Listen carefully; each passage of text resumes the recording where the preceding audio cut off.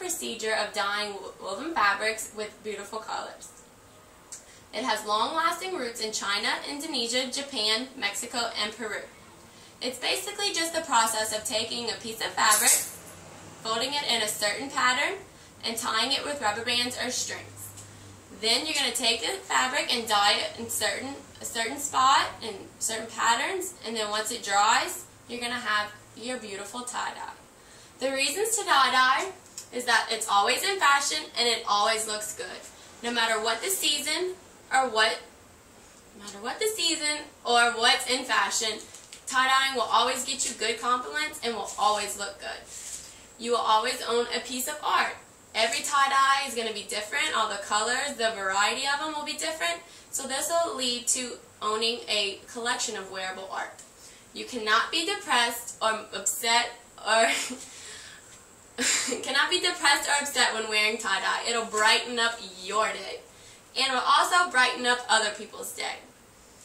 The different types of tie-dye are shown right here. The first one is bullseye. And I'm going to show you how to fold the fabric for each pattern. To do bullseye, you're going to take it, you're going to need to wet it first, but I'm going to do that later. You're going to pick where you want the center of the shirt to be. So if you want it in the middle, you're going to take it and you pull it and you're going to rubber band it right here. Then you're going to hold the fabric up and rubber band just along the length of the shirt. Then you're going to tie-dye whatever section you want. You could do half and half, you could do stripes, doesn't matter. The next one is going to be the swirl, and that's this one. For this one, you wet the fabric and you twist it in the middle. Once you have it in the middle, you're going to twist the shirt to make a rotating pattern. And you're going to take the rubber bands and make a ball. You're going to do a crisscross sort of with the rubber bands so that you have a ball, and then you tie-dye however you want. When I did it for this shirt, I did sections. This was green, blue, and so on. And then you're going to make sure to flip over and get it on the bottom too, and you got to make sure to get in all the crevices. The next one is going to be gradation. That's this one. For this one, it doesn't have to be wet. You're going to take your bottle, your squirt bottle. You're going to lay the fabric out. The first half, you're just going to use the first half of the water bottle for the top third. Then for the second third, you're going to refill your water bottle so it'll be less concentrated and a lighter color. And for the bottom third, you can refill it one more time and it'll be the lightest color, so all the concentration will be down. The next one is crumple. For this one, you're going to have to wet the shirt and then you crumple it. This one's very easy. You just crumple the shirt and then you just tie-dye it, any color, any pattern, and it'll come out either like this or like this. The next one is sunburst. For this one, you're just going to take a shirt and you're going to have to wet it also. Wherever you want those sunbursts to be, you're just going to pinch and put a rubber band. And you put it for wherever you want. You can have as many or as little as you want. And that one can look like this, or like this, how I have it in the picture. You're going to take each little pocket that you have up here, and that's going to be a different color than the shirt itself. The next one is going to be striping. This one has to be wet also, so you would wet the shirt, and you're going to fold it in pleats. Then you're going to rubber band every 1 to 2 inches. Once it's in the pleats, you're going to tie-dye it. You can tie-dye each pleat. You can tie-dye in the creases, up and down, stripes, in between rubber bands. It doesn't really matter. The next one is rosettes. For this one, you take your finger and you poke it through. And at the base of your finger is where you're going to pull out and put your rubber band. It's kind of like sunburst, just a different pattern.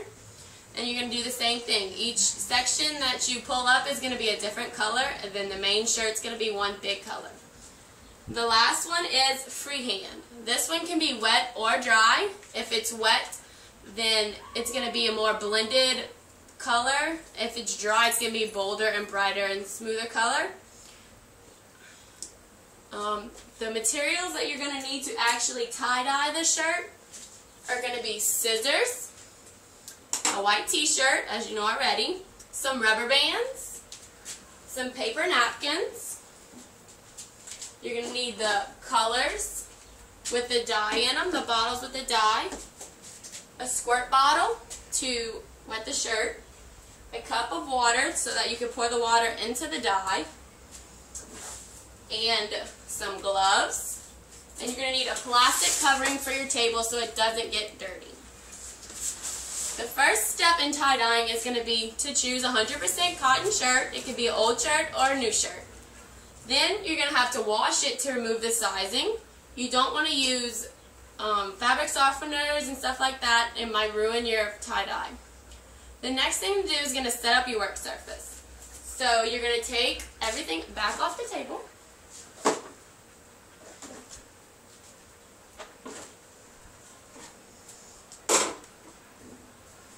And you're going to cover it with your plastic so you don't ruin your table. And you're going to cover that with paper towels.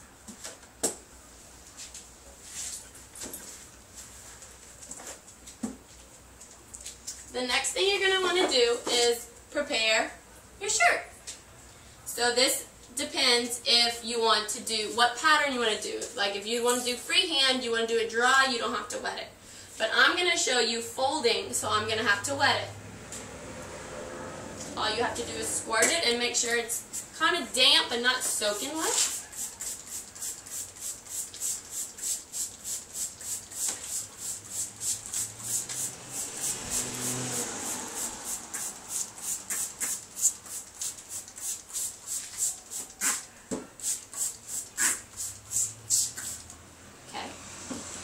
And then you're going to fold it however pattern you want.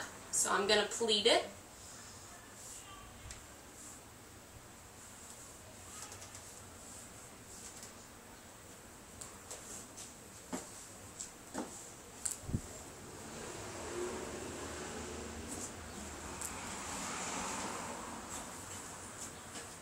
And rubber band it every 1 to 2 inches.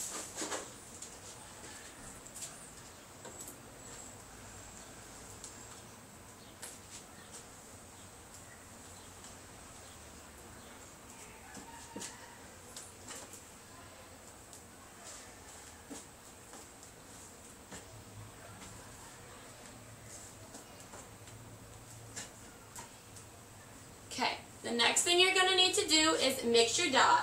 So you put your gloves on because you don't want to get dye all over your hands.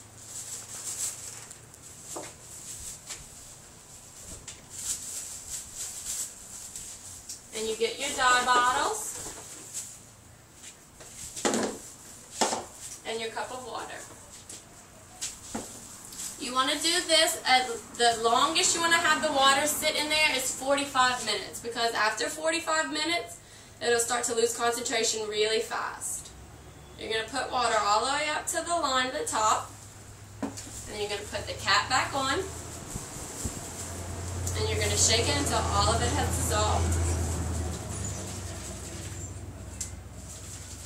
And you do this for all of them. Whenever dyeing, you don't want to put your colors too close together, because if they mix, they'll become muddy and not pretty. Whenever you're dyeing, you also want to make sure you get into all the crevices. You want to make sure you flip it over and get the whole shirt.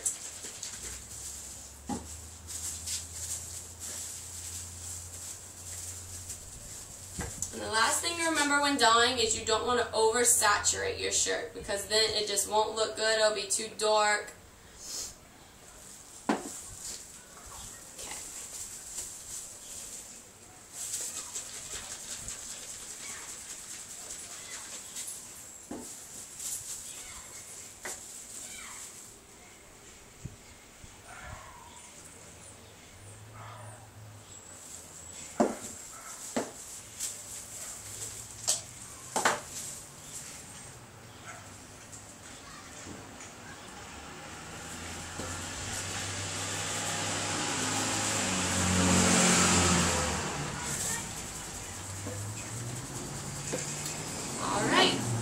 Whenever you're tie-dyeing, all you do is take the cap off and pick where you want each color to be and squirt it on.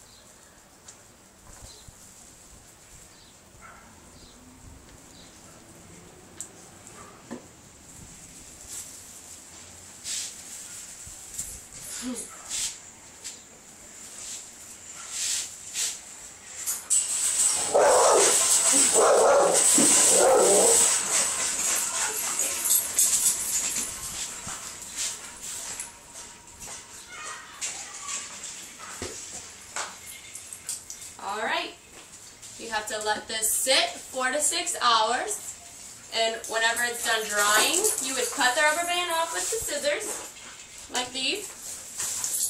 And whenever you wash them, you don't want to wash it with other clothes because it will come off on you.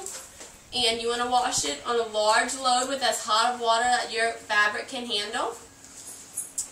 So, in conclusion, tie-dyeing is fun and it's easy activity for kids to do. There's no limit to what your tie-dye will look like, and it'll help brighten up your day. Are there any questions? No. My resources is the Tulip One-Step Tie-Dye Kit. Thank you.